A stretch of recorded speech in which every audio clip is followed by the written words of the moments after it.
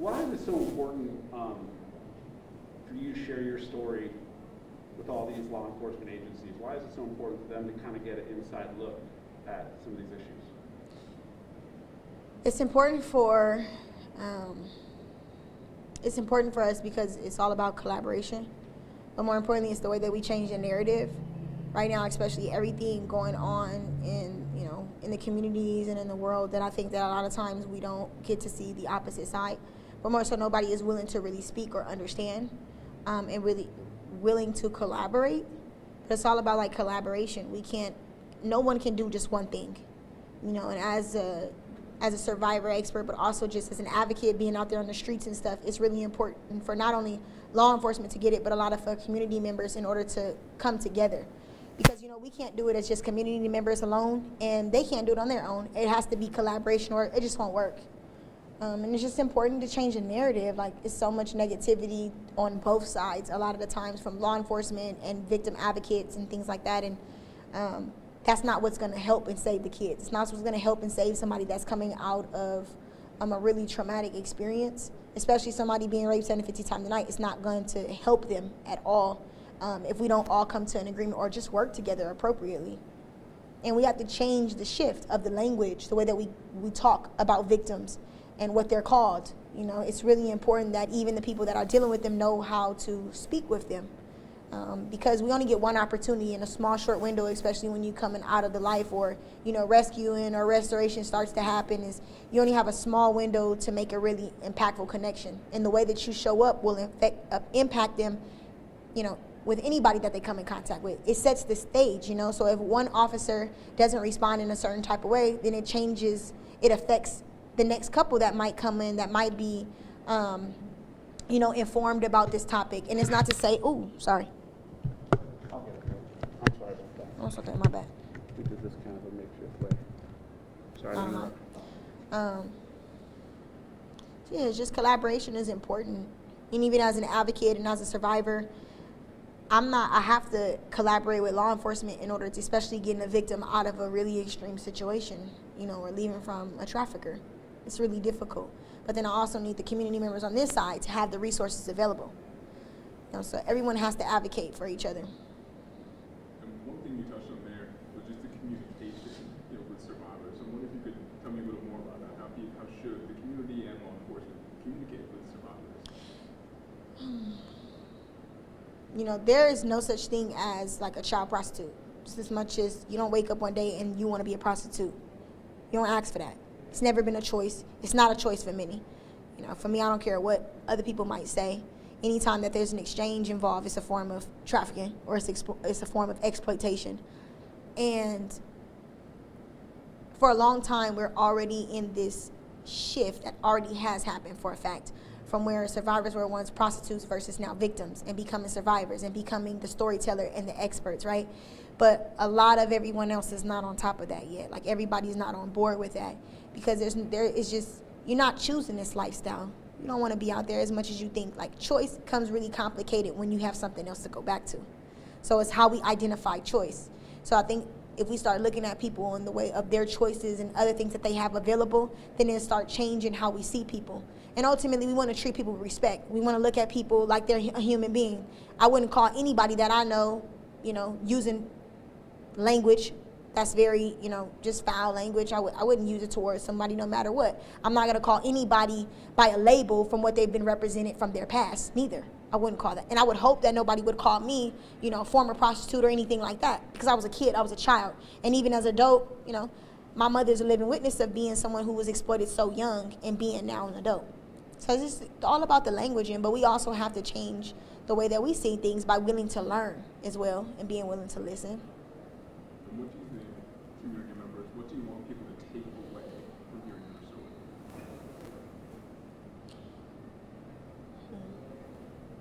I want people to know that we can change like culture in the way that we see each other, in the way that we respect each other, because it all boils down to like certain things that how we've all been impacted in experiences. But the most importantly thing is I would love to see in the communities a lot of the red tape come off. It's too much red tape in the trafficking world. It's too much red tape.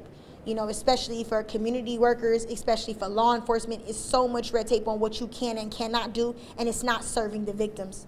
It's not. I was out there recently with a 16-year-old, and even with some of the young adults who've been out there since they were 13 years old, and services get cut off, or there's not this available, or there's not enough teams, or people are not informed, in order to respond to these calls or the things that they're out there experiencing.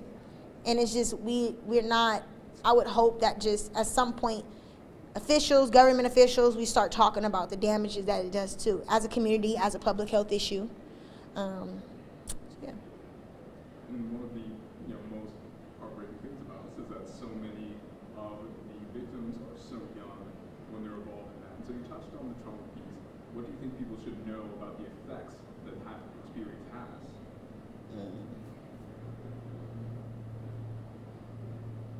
How when I was out there as a kid, the way that I showed up was not who I was, and the effects of this problem, the whole trafficking, whether someone feels like they're out there by force or if they don't know that they're out there by force and that it's manipulation, is that the lasting effects of it doesn't even just, affect you like your physical health. It's mental health that it affects, and just, it's hard to not share experience. I'm in therapy 3 times a week, and I love it. I go to equine therapy. I work with horses. I'm in art therapy. I have traditional therapy where I talk, and it's changing my life because it's it's unraveling all those different pieces that started off really young. But the things that I experienced while I was out there was really traumatic, that affected me on how I love people, the way that I forgive people, the way that I show up for people, the way that you have hate in your heart and you don't even know it, and you can't move forward. And the most important thing that I would be saying to the community members, because it matters, because I have a 2.5-year-old daughter that I have to change for, that I have to pour into me in order for me to be the best mother for her. Because then she's the next generation. I don't want to teach her hate. I don't want her to be bitter about what her mother went through. I don't want her to be angry about the things that I experienced. I don't want her to hate a community or a certain type of people because of the things that her mom did or the things that I experienced that I went through. It's just really important for the next generation. And we're not seeing that it affects the way that we love one another. If I don't get the healing, or if no one supplies the healing and the resources, then I can't help heal the next generation, because a lot of times victims and survivors have children. And we don't have successful marriages until after the fact. So it's a cycle. You're talking about the cycle that you were kind of stuck in when you were younger. Can you talk about what experiences that finally ended up making you see that, okay, there's maybe something else out there, maybe the experiences you had that made you think, okay, maybe I can get out of this? Well, part of the experience is that you have to even know that while you're out there, it's not a choice, especially coming from a background where I was raped and I was abused, and my home was very violent in a way and just didn't have stability and support. So you think that you're out there because your normal is abuse, your normal is chaos, your normal is sexual abuse, like that's your normal. So anything that's outside of that, is uncomfortable. And I think for me, people showed up, because it wasn't just on me. It was people that need to show up because that's the duty that they took, because they want to make an impact in society, because they wanted to work in the community, they wanted to change community, and I was a piece of that community. And I just think it's really important that people, show up for people. You stay consistent. Like the most thing that really impacted my life and changed my life was someone was willing to fight for me when I couldn't fight for myself, when I wasn't willing to. Someone was willing to show up when I didn't know how to show up for myself. Somebody was willing to speak up when I didn't know how to use my words and use my voice that was stolen from me. People were willing to fight for my innocence when I didn't even know that it was stolen at such a young age. And that's the important piece. And how did it make you feel when you finally felt that, describe how you felt when someone actually said that this is not normal, you're okay? When the first time someone ever asked me, was I okay? How did you feel when someone told you, you're not, that I'm not supporting you, and they got your back, or the feeling that you had? Hope. You feel hope when somebody for the first time. It's not about talk though, because people could say that they're there for you. People could say that they're there to, help you and to support you. It's the way that they show up. I had a lot of people in my life that when I was on the track and when I was out there and I was getting beat, times when I would say, I'm gonna meet you at the Denny's, and I don't show up, but guess what? They was right there sitting at that Denny's. waiting for me, and they knew I wasn't going to show up, but they still showed up. And what it did for me was when I seen that was just, it was consistency. You can tell me anything that you want to tell me, but it's about how you show up.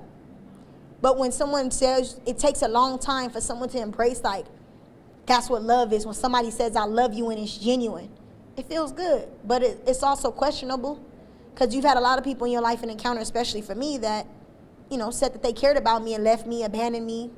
And I think the thing that really helped me was when people kept telling me how worthy I was and how I deserved a better life, and how that it wasn't my choice. It wasn't about saying, I love you, I'm here for you. It was about, this wasn't your choice, and I'm sorry that has happened to you. And it's just consistency. What are the reactions you get from officers and prosecutors and people in the law enforcement world after a talk like you gave today? A lot of times when I've done, you know, speaking to law enforcement or working with like officials and things, you get this perspective changes. Because a lot of times we don't see each other as, I only see, you know, as was once a victim and being out there, I only seen someone as an officer or as someone with a badge, versus looking at somebody as a human being. This is a man or this is a woman who's probably a mother, who's a father, right? Who's probably a fellow community member and does things for their church or does things for their children's like school and stuff like that. You don't see that. And what it does is it brings life to it. It brings, like, it humanizes it. Because you only see somebody, a lot of times, what I know for a fact is you only see a person that, you only see what you want to see. You only see the person that's out there on the street. And when you have these dialogues, they get to know who I am. And a lot of the other survivors, even though we have different stories, a lot of the similarities of the trauma. So you get to know, you have to know who I was before that.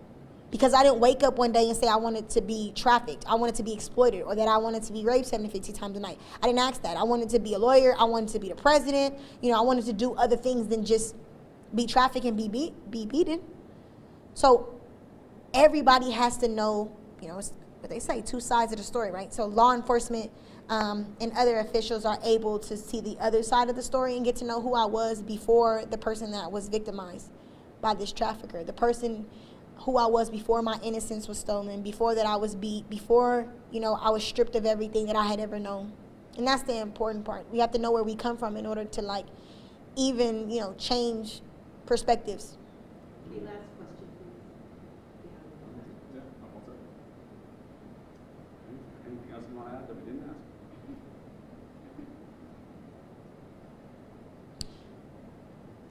I hope that the community changes in the way that they see, and everybody sees that a lot of the victims out there are not out there by choice.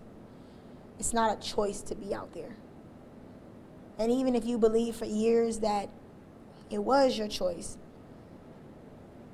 it's not, I don't want to say this, like,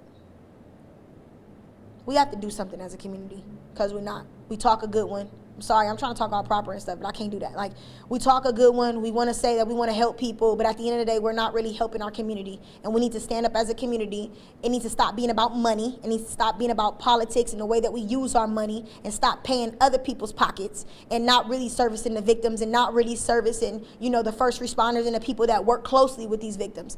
You know, a lot of people are not just getting serviced at all, but we also have to do something. If we want to be accountable, or if we want change to happen, we have to be willing to step up as a community in order to help these youth, in order to help these women and these boys that are out here, and the people that are being victimized, you know?